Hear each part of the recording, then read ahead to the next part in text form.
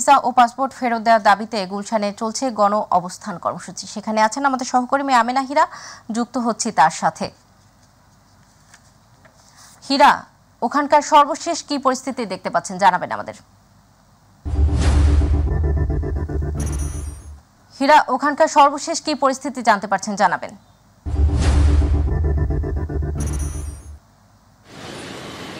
সৌদা, আপনি নিশ্চয়ই কিছুক্ষণ আগে দেখেছেন যে শাহাবুদ্দিন পার্কে গুলশানে যেটি অবস্থিত, সেখানে কিভাবে ইতালি প্রবাসীরা যারা ইতালি যাবার জন্য চেষ্টা করছেন তারা বিক্ষোভ করছিলেন। এবং এই মুহূর্তে আমরা আছি ঠিক ইতালি অ্যাম্বাসির সামনে, এবং এই ইতালি অ্যাম্বাসিতে তারা যারা বিক্ষোভ করছিলেন তাদেরই একটি ছোট প্রতিনিধি দল অ্যাম্বাসেডর সহ বিভিন্ন মানুষজনের সঙ্গে কথা বলার, ঊর্ধ্বতন কর্তৃপক্ষের সঙ্গে তারা কথা বলার জন্য এখানে এসেছিলেন।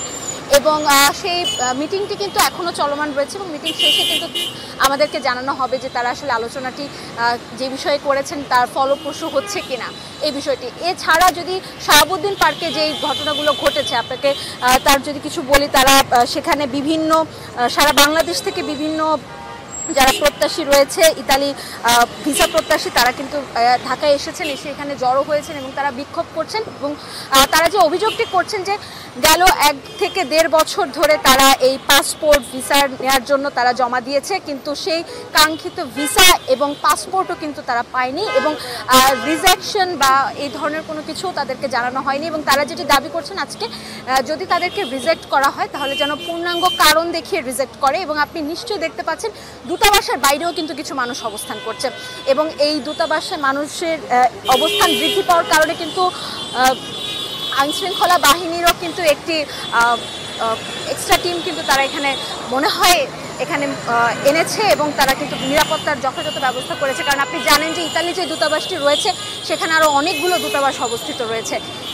তো সরকার যেই বিষয়গুলো আসলে এখন পর্যন্ত জানা যাচ্ছে সেগুলো তো আপনাকে জানানোর চেষ্টা করেছে। এবং যেটি বলছিলাম আপনাকে যে তাদের যে প্রতিনিধি দল রয়েছে তারা আলোচনা করছে, এবং তাদের দাবি যেটি সেটি হচ্ছে 1 বছরের অধিক সময় যেহেতু তারা ভিসার জন্য অপেক্ষা করেছে, তাদেরকে ভিসা দিয়ে তাদের পাসপোর্ট ফেরত দিতে হবে, এবং যদি ভিসা না দেওয়া হয় সেক্ষেত্রে রিজেকশনের কারণটি তাদেরকে জানাতে হবে।